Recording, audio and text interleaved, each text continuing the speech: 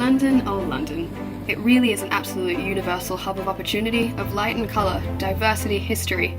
Yet why do we still have a problem? There is a small shift and disregard in our system. We still have the value almost all on the left-brain London, a money-making scheme that won't support artists in the same way that they maybe once were. Conservative boards of trustees represent many of the Arts Council of England, and those in the arts and theatrical acting like Kizzy are not gaining the same recognition as they need to be. Does this all matter?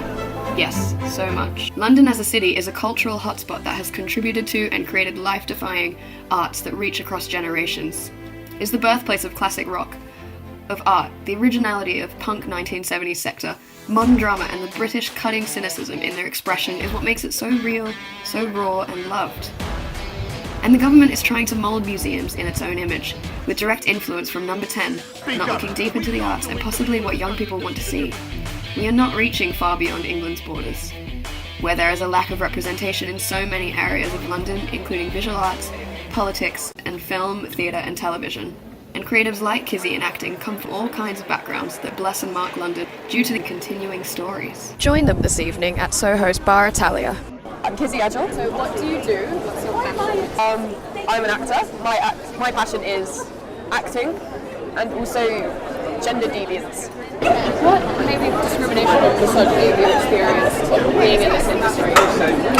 There's quite a lot of lesbophobia within acting.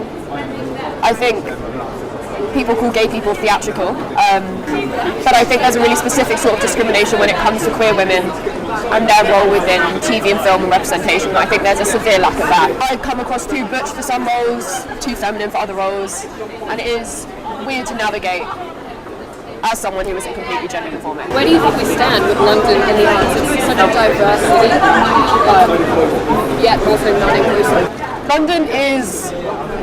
London's London. It is busy and it is full of people.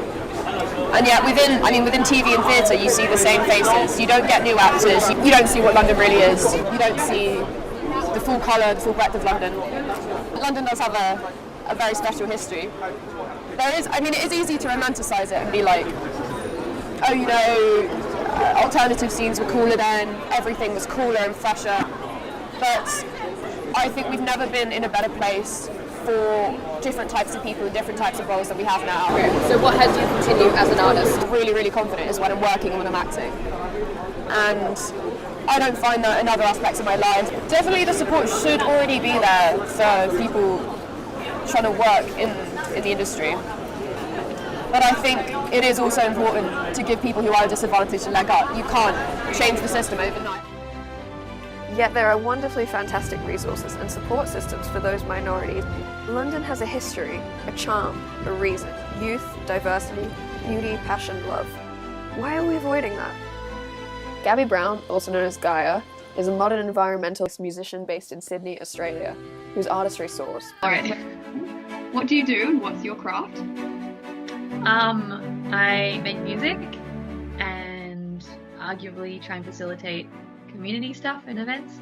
I play a bunch of instruments and I sing and I produce. Can I ask, what has been your experience as a creative in a big city, as well as when you're studying?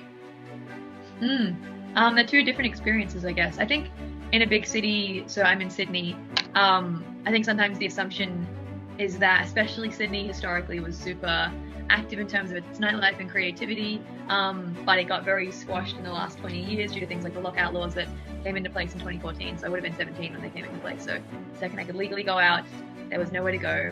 But yeah, I found that in a big city, like there are more opportunities, of course. There's greater diversity in terms of people that you find and that you meet, and places that you can play at as well. There are, of course, more venues.